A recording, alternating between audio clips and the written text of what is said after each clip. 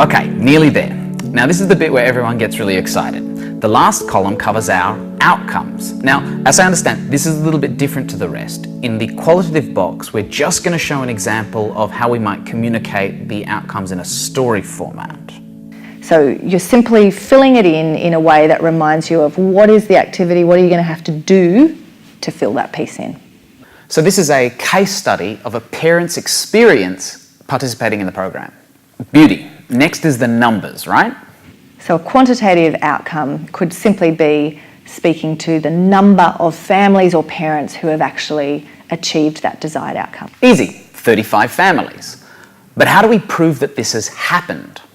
In terms of articulating the proof, if you like, of whether or not you've achieved a certain outcome, there are going to be a number of different indicators and ways to collect that information that prove whether the outcome was achieved.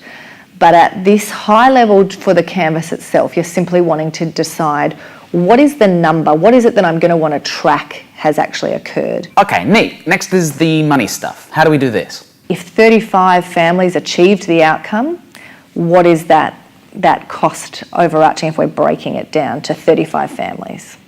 Right.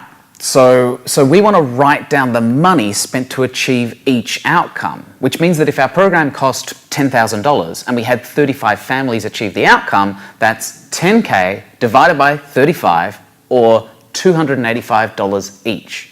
The trick here is that we're dividing the overall cost of the program by the outcomes, not just the number of participants. So if 50 families participated in the program and every single one had the outcome we were after, it would be $200 per outcome. 100% hit rate, great.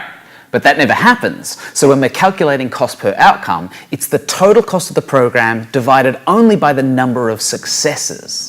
So what do I do if we're missing information here? Like what if I'm not sure of the number of beneficiaries we had through a program, or what resources the organisation used, or whatever? Go and ask them.